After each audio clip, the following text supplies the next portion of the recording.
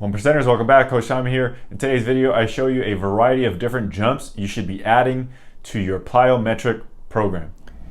First up is a single leg drop, or a single leg box drop, or step off. I just call these a drop to stabilize, single leg drop to stabilize. And some of these you'll see as I go are going to be better than others, and some are going to be worse than others. What you want to look for is a stable landing, pretty much kind of like that one, but being able to stick it for about 1 second. The idea is to be, oh, that one was ugly. The idea is to be really stable through your landings in your leg and your upper body. So bending at the ankle, knee, and hip. Here I go again. Let's see what this one looks like. That one looked pretty good through the leg. You see me kind of lean to the side, and that's just not really connected to my upper body. So that's not a good one. That one's a pretty good one. Okay, so you're looking for a landing where you're stable, your knee isn't wobbling, your foot isn't wobbling, you're not jumping all over the place. That one I don't hold long enough. So you don't want to be bouncing all over the place. Are there any particular reps or amount of sets that you need to do? Like, this is a stabilizing exercise. If it's too hard, you need to lower the depth at which you're dropping. So this one's right about at the height that I'm good at right now. I'm messing some up, but the mess ups aren't dangerous or not really wobbly. That one's a really good one there.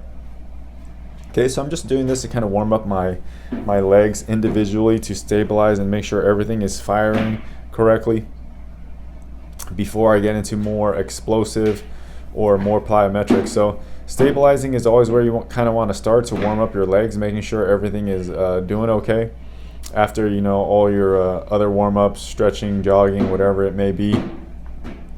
So I'm going into stabilizing. So when you're building a plyometric base or a strong base, you want to have something stable to build off of. Plyometric jumps, as you guys get stronger and stronger, the games get faster and faster, your stability will be challenged at higher and higher levels. So always start with stabilizing type exercises and then make sure your structures are nice, strong, and stable. Next up is the alternating leg power step up. I think that box is 30 inches on that side, so you just step up, power up.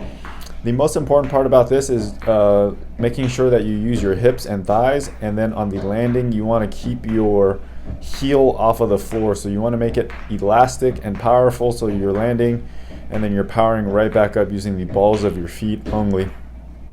Basketball is a real diverse sport in terms of jumps.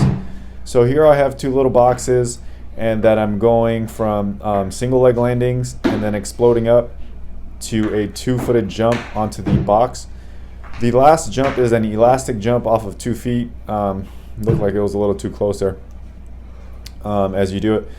So the variety of jumps when you're training for basketball is so different. Basketball is such a unique sport that when you're actually trying to prepare for it in the weight room or on the training floor, the variety of stuff that you have to do has to be really, really robust or wide.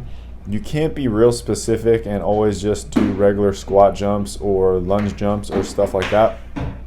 So today, the variety of jumps I don't normally do, and since we've been in quarantine, my body just isn't used to moving in this variety of ways, because when you're on the training floor, you tend to just kind of fall into just squats and lunges or deadlifts.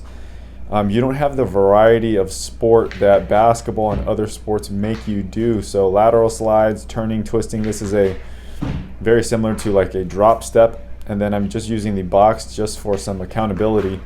Obviously, if you want to focus on the box jump portion, you can lift that.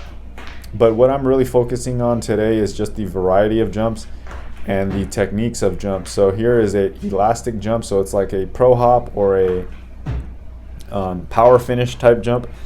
So one little step, landing on 2 feet, balls of your feet first, and then jumping. It's an elastic jump. Think Amari Stoudemire, Kelly Oubre, newer Jalen McHugh is super good at this, and it gets people off balance in terms of basketball. And then here is just a simple counter movement box jump, like your most traditional: stand tall, bend, and then explode up. Okay, so that one's real basic. And then I add it to different varieties of box jumps. So we know that one's just a basic one. This one I'm just holding and then I'm lifting my foot and exploding. So it's like an isometric and then a concentric. So think like you're in a low position triple threat, you're jabbing your foot around, and then you have to explode without lifting up your hips. So think shooting a jump shot versus trying to like go up for a dunk or a layup here. So you're jabbing around, holding your hips down, and then you just have to really press into that floor explosively to shoot a jump shot. I really hope all of these videos help. The variety of jumps that you need for basketball is really robust, so keep it wide. Don't be so specific when you're training, especially if it's off season or when you're quarantined or not in season. I know a lot of players are kind of struggling and asking me how to improve their game during this time. A lot of players have fallen off because it's just hard to do on your own. I totally understand, guys. Just do your best and remember to get 1% better every day.